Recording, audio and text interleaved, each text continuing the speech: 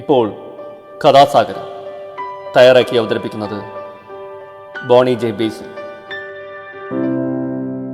നമസ്കാരം പ്രിയ ശ്രോതാക്കളെ, ഞാൻ ബോണിയാണ്. കഥാസാഗരത്തിൻ്റെ ഏറ്റവും പുതിയ എപ്പിസോഡിലേക്ക് എവരെയും സ്വാഗതം ചെയ്യുന്നു. കഥാസാഗരം നിങ്ങൾക്കറിയാം കഥകളുടെ പരിപാടിയാണ്.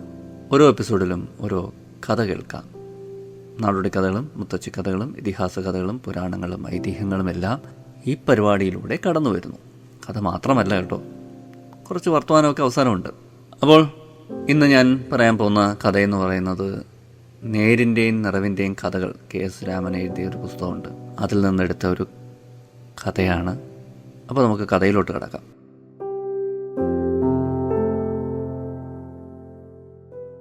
പണ്ട് പണ്ട് പണ്ട് പണ്ട് വിജയനഗരിയിലെ സോനഗുപ്തൻ ആയുധവിദ്യകൾ പഠിപ്പിക്കുന്നതിൽ അതിപ്രഗത്ഭനായിരുന്നു. രാജാക്കന്മാരും പ്രഭുക്കന്മാരുമൊക്കെ തങ്ങളുടെ കുമാരന്മാരെ ആയുധാഭ്യാസം പഠിക്കാൻ അയച്ചിരുന്നത് സോനഗുപ്തൻ്റെ അടുത്താണ്. അപ്പോൾ നമുക്ക് ഊഹിക്കാമല്ലോ അദ്ദേഹം എത്ര പ്രശസ്തനായിരുന്നു, അല്ലേ? എത്ര മാത്രം വൈദഗ്ധ്യം അദ്ദേഹത്തിന് ഈ മേഖലകളിൽ ഉണ്ടായിരുന്നു എന്നൊക്കെ ഇതിൽ നിന്ന് നമുക്ക് ഊഹിക്കാമല്ലോ. ഇതൊക്കെ അറിഞ്ഞ് ഒരിക്കൽ ജയചന്ദ്രൻ എന്നൊരു യുവാവ് അവിടെ എത്തി. അപ്പോൾ സോനഗുപ്തൻ ശിഷ്യന്മാരെ വിദ്യ അഭ്യസിപ്പിക്കുകയായിരുന്നു. അതെല്ലാം കഴിഞ്ഞ് മടങ്ങി വന്നപ്പോൾ സോനഗുപ്തൻ കാത്തുനിൽപ്പുണ്ടായിരുന്നു. സോനഗുപ്തൻ അപ്പോൾ തൻ്റെ ശിഷ്യഗണങ്ങളെ വിദ്യ അഭ്യസിപ്പിക്കുകയായിരുന്നു. ജയചന്ദ്രൻ സോനഗുപ്തനെ കാത്ത് അവിടെ നിന്നു. അദ്ദേഹം ആയുധം അഭ്യാസിപ്പിക്കുന്നതൊക്കെ കഴിഞ്ഞു തിരികെ നടന്നു വന്നപ്പോൾ സോനഗുപ്തനെ ജയചന്ദ്രൻ കണ്ടു, വന്ദിച്ചു. എന്നിട്ട് അവൻ ഇങ്ങനെ പറഞ്ഞു: ഗുരു, അങ്ങ് ദൂരെ കാംബോജം എന്ന രാജ്യത്തു നിന്നാണ് ഞാൻ വരുന്നത്. അവിടെ മഹാദത്തൻ എന്ന പേരായ ഒരു അഭ്യാസിയുണ്ട്.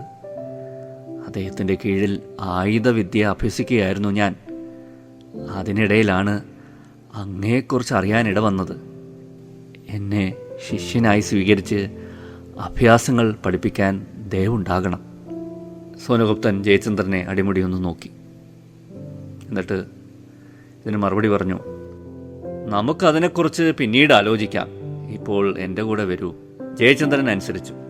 ഗുരുവിൻ്റെ പിന്നാലെ ജയചന്ദ്രൻ അനുഗമിച്ചു. സോനഗുപ്തൻ അയാളെയും കൊണ്ട് വിശാലമായ ഒരു തോട്ടത്തിലെത്തി. തങ്ങളുടെ നാടിനെയും രാജാക്കന്മാരെയും ഒക്കെ കുറിച്ച് സംസാരിച്ചു കൊണ്ടായിരുന്നു അവരുടെ യാത്ര.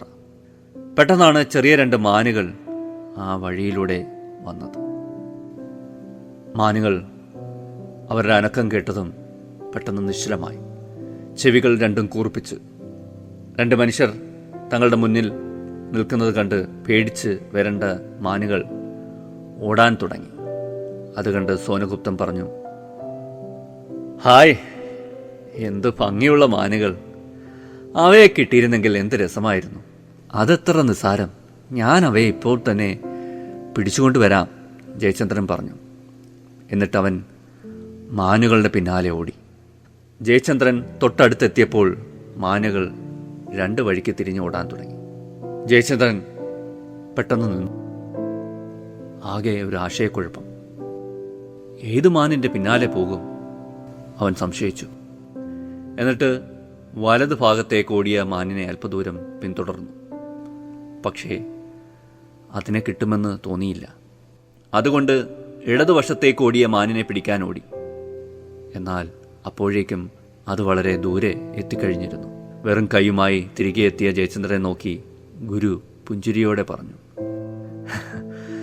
2 മാനുകളെ പിടിക്കാൻ പോയാലുള്ള ഗതി കണ്ടില്ലേ ജയചന്ദ്ര? ഇത് തന്നെയാണ് 2 ഗുരുക്കന്മാരുടെ അടുത്ത് വിദ്യകൾ ഒരേ സമയം പഠിക്കാൻ ശ്രമിക്കുന്നത്. ആരുടെ കീഴിലായാലും വേണ്ട രീതിയിൽ ഏകാഗ്രതയോടെ വിദ്യ പഠിക്കുകയാണ് വിജയത്തിൻ്റെ രഹസ്യം. വിനയത്തോടെ ആ ഉപദേശം സ്വീകരിച്ച് ജയചന്ദ്രൻ സ്വദേശത്തേക്ക് മടങ്ങി. ഇത്രയുമാണ് കഥ. പഠനത്തിൻ്റെ ഒരു മഹാരഹസ്യമാണ് ഇവിടെ ഈ കഥയിലൂടെ നമ്മുടെ മുന്നിലേക്ക് എത്തുന്നത്. ഇന്ന് മാതാപിതാക്കൾക്കാണ് കുട്ടികളെക്കാട്ടിയും ഏറെ ടെൻഷൻ. മിഡിൽ ക്ലാസ് ആയാലും അപ്പർ മിഡിൽ ക്ലാസ് ആയാലും അല്ലെങ്കിൽ മധ്യവർഗമായാലും സമ്പന്നരായാലും സമൂഹത്തിൻ്റെ മുകൾ തട്ടിൽ നിൽക്കുന്നവരായാലും അവരെല്ലാം ഈ മക്കളെ നല്ല വിദ്യാഭ്യാസം നൽകാൻ ശ്രമിക്കും. പരക്കം പായിച്ചില്ല, അവിടെ ചേർക്കുന്നു, കോച്ചിങ് ഇൻസ്റ്റിറ്റ്യൂട്ടിൽ ചേർക്കുന്നു, ട്യൂഷന് വിടുന്നു, സ്പെഷ്യൽ ട്യൂഷന് വിടുന്നു, ക്ലാസ്സുകൾ തോറും ഇങ്ങനെ ഓടിയാണ്. സ്കൂളിൽ പഠിപ്പിക്കുന്നത് കൂടാതെയാണ് ഈ സർക്കസുകളെല്ലാം. കുട്ടികളുടെ മനസ്സ് ആരും ചിന്തിക്കാറില്ല. പലരും പല കോണുകളിൽ നിന്നും പല രീതികളിൽ പഠിപ്പിക്കുക. പിന്നെ ആപ്പുകളായി അല്ലേ, യൂട്യൂബ് വീഡിയോസ് ഉണ്ട്. ഏതൊക്കെ മേഖലകളിൽ നിന്നാണ് അല്ലേ വിദ്യ വരുന്നത്, ഏതൊക്കെ ആൾക്കാർ ഏതൊക്കെ രീതികളിലാണ് വിദ്യ അഭ്യസിപ്പിക്കുന്നത് അല്ലെങ്കിൽ വിഷയങ്ങൾ പഠിപ്പിക്കുന്നത്.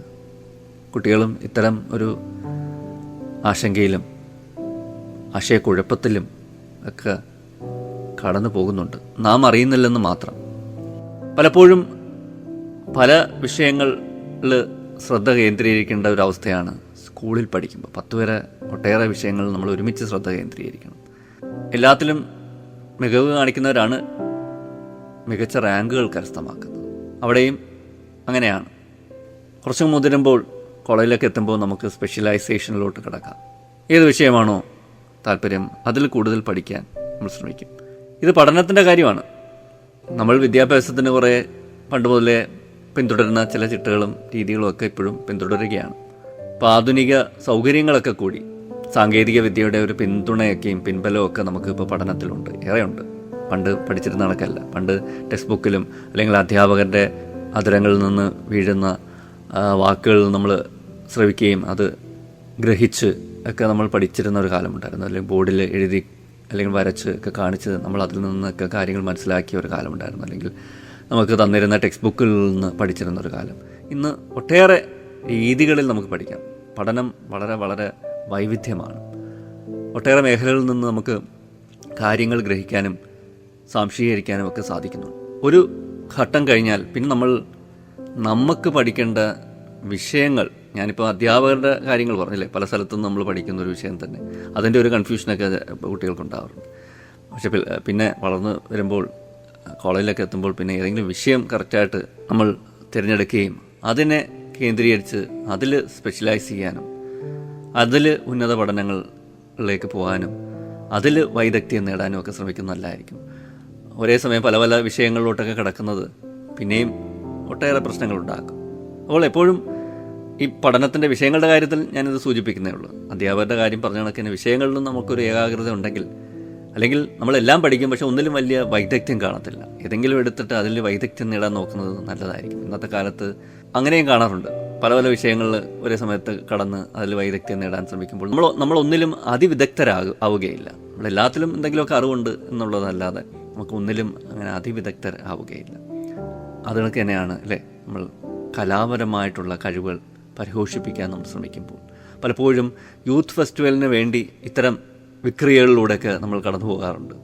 വേറൊന്നുമല്ല, യൂത്ത് ഫെസ്റ്റിവലിൽ കലാതിലക പട്ടമൊക്കെ നേടാൻ, അല്ലെങ്കിൽ മുൻപന്തിയിലെത്താൻ, ഓവറോൾ കിരീടം നേടാൻ, ഇങ്ങനെ ഒട്ടേറെ ഐറ്റങ്ങളിൽ പങ്കെടുക്കുന്നവരെ കണ്ടിട്ടുണ്ട്. പലപ്പോഴും അവർക്ക് അതിനൊക്കെ താല്പര്യമുണ്ടോയെന്ന് ചോദിച്ചാൽ ഇല്ല. ഐറ്റങ്ങളിൽ പങ്കെടുക്കാൻ വേണ്ടി ഇത്തരം ഗുരുക്കന്മാരുടെ അടുത്ത് പോയി അതിന് അത്യാവശ്യം വേണ്ടുന്ന കാര്യങ്ങളൊക്കെ പഠിച്ച് തട്ടിക്കൂട്ടി ഈ സ്റ്റേജിൽ കയറി അത് അവതരിപ്പിച്ച് അതിനുള്ള മാർക്ക് കരസ്ഥമാക്കുകയും അല്ലെങ്കിൽ അതിനുള്ള ട്രോഫി കരസ്ഥമാക്കുകയൊക്കെ ചെയ്യുന്നുണ്ട്.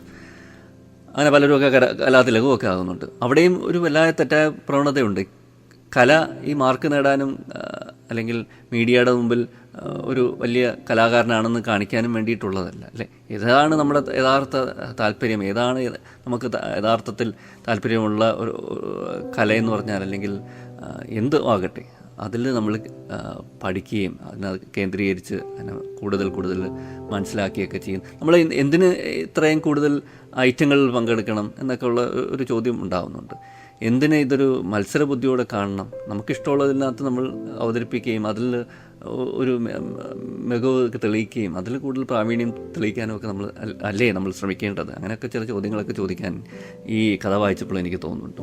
പലപ്പോഴും ഇങ്ങനെ അവിടെയും കാണാറുള്ള കാഴ്ചകളാണ് അല്ലേ. മാതാപിതാക്കൾ അല്ലെങ്കിൽ ഗുരുക്കന്മാർ ഇങ്ങനെ വല്ലാതെ ടെൻഷൻ അടിച്ച് അല്ലേ ഇവരെയൊക്കെ കൊണ്ട് സ്റ്റേജിൽ കയറ്റി പരിപാടി അവതരിപ്പിക്കാനും, പല പരിപാടികൾ കാണുമ്പോൾ ചിലപ്പോൾ അവർക്ക് അത്രയും വാസനയുണ്ടോ പരിപാടി പങ്കെടുക്കാൻ വേണ്ടി ഇങ്ങനെ എന്തൊക്കെയോ പഠിച്ച് വന്ന് അവതരിപ്പിക്കുന്ന കണക്കൊക്കെ തോന്നാറുണ്ട്. അത്തരം അല്ലേ കലോത്സവങ്ങളൊക്കെ നമ്മൾ കാണാറുണ്ട്. കലോത്സവങ്ങളിലൊക്കെ അങ്ങനെ ഒരു കാഴ്ചയാണ്. പക്ഷേ യഥാർത്ഥത്തിൽ നമ്മൾ താല്പര്യത്തോടെ ഒരു കലയോട് നമ്മൾ യഥാർത്ഥ താല്പര്യത്തോടെ പഠിക്കുകയും അവതരിപ്പിക്കുകയൊക്കെ ചെയ്യുന്നത് അതിൽ വ്യത്യസ്തമാണ്. ഒരു കലോത്സവത്തിനോ അല്ലെങ്കിൽ ഒരു യുവജനോത്സവത്തിനോ വേണ്ടി ഇത്തരം കുറേ കാര്യങ്ങൾ പഠിക്കുകയും അതിന് ഒരു ഇൻസ്റ്റൻ്റായിട്ട് അല്ലേ ഒരു ഫാസ്റ്റ് ഫുഡ് ഉണ്ടാക്കുന്ന കണക്ക് ഒക്കെ പെട്ടെന്ന് തട്ടിക്കൂട്ടി ഒരു കാര്യം അവതരിപ്പിക്കുന്നതും ആ കലയെ ഉപവസിക്കുന്നതും തമ്മിലൊക്കെ ഒട്ടേറെ വ്യത്യാസമുണ്ട്. അവിടെയാണ് ഈ കഥ വളരെ പ്രസക്തമാണ്. നമ്മളോട് ചില ചോദ്യങ്ങളൊക്കെ ചോദിക്കുന്നത് അല്ലേ. ഒരേ സമയം നമ്മൾ അല്ലേ രണ്ട് കാര്യങ്ങളുടെ പിന്നാലെ നമ്മുടെ ശ്രദ്ധ തിരിയുമ്പോൾ തീർച്ചയായിട്ടും അതിന് ഏകാഗ്രത നഷ്ടപ്പെടും. ഒട്ടേറെ ആശയക്കുഴപ്പങ്ങൾ കടന്നു വരും. അത് ഒട്ടേറെ ദ്രോഹം ചെയ്യും നമ്മുടെ മനസ്സിനും അല്ലേ നമ്മുടെ ആരോഗ്യത്തിനും ഒക്കെ കൂടി. അത് മോശമായി പ്രവർത്തിക്കും. ആരോഗ്യത്തിന് എതിരായി കൂടി അത് മോശമായി പ്രവർത്തിക്കും. അപ്പോൾ പഠനം എന്നത് നമ്മൾ നിസ്സാരമായിട്ട് കാണരുത്. പലതിൻ്റെയും പിന്നാലെ ഓടി പിടിച്ചടക്കാനുള്ളതല്ല പഠനമെന്ന് പറയുന്നത്. ഏതിനെങ്കിലൊക്കെ പിന്നിലോടി അതിനെ കൂടുതൽ മനസ്സിലാക്കാൻ, അതിനെ കൂടുതൽ അർത്ഥവത്തോടെ പഠിക്കാനും സാംശീകരിക്കാനും കഴിയുന്നതാണ് യഥാർത്ഥ പഠനം എന്ന് പറയുന്നത്. പലപ്പോഴും അതിലൊരു മത്സരബുദ്ധിയോടുകൂടി പലതിൻ്റെയും പിന്നിൽ അവസാനം ഓടിത്തളർന്ന് എങ്ങും എത്താത്ത അവസ്ഥയിലോട്ടും എത്താതെ ഇരിക്കാൻ നമുക്കത് ഉപകരിക്കും. അപ്പോൾ ഈ കഥ നമുക്ക് ചൂണ്ടിക്കാണിച്ചു തരുന്നത് പഠനത്തിൻ്റെ ഏറ്റവും അടിസ്ഥാനപരമായ ചില വസ്തുതകളാണ്. പഠനത്തിൽ നമ്മൾ ഒട്ടേറെ കാര്യങ്ങളുടെ പിന്നാലെ നമ്മൾ സഞ്ചരിച്ചു കഴിഞ്ഞാൽ, ഓടിക്കഴിഞ്ഞാൽ നമ്മൾ തളരുകയുള്ളൂ. നമ്മൾ ഒന്നിലും ഒരു പ്രാവീണ്യം നേടാൻ പറ്റാത്തൊരവസ്ഥയിലോട്ടും എത്തിച്ചേരും. അപ്പോൾ അതൊക്കെ ഒഴിവാക്കാൻ നമ്മൾ ഏകാഗ്രതയോടെ നമുക്കിഷ്ടമുള്ളത്, നമുക്ക് വ്യക്തമായ ധാരണയുള്ളതിൻ്റെ പിന്നാലെ മാത്രം പോവുക. അല്ലാതെ എന്തൊക്കെ നമ്മുടെ ചുറ്റുമുണ്ടോ അതിനെല്ലാം പിന്നാലെ പഠിക്കാനും ഓടാനും തുടങ്ങിയാൽ നമ്മൾ തളർന്ന് വീണു പോവും എന്നുള്ള വസ്തുത കൂടി ഈ അവസരത്തിൽ മനസ്സിലാക്കുന്നത് നല്ലതായിരിക്കും. ഈ കഥയിലൂടെ നമുക്ക് മനസ്സിലാക്കി തരികയാണ്. അപ്പോൾ ഇനി ഞാൻ ദീർഘിപ്പിക്കുന്നില്ല, കഥ അവസാനിപ്പിക്കാൻ സമയമായി. അടുത്ത എപ്പിസോഡിൽ നമുക്ക് വീണ്ടും കേട്ടുമുട്ടാം, പുതിയൊരു കഥയും പുതിയ കുറച്ച് വർത്തമാനമൊക്കെ ആയിട്ട്. അപ്പോൾ നിങ്ങളുടെ വിലപ്പെട്ട സമയം ഇത്ര നേരം എന്നോടൊപ്പം ചെലവിട്ടതിന് ഞാൻ നന്ദി പറയുകയാണ്. നന്ദി, നമസ്കാരം. Signing off, Boney.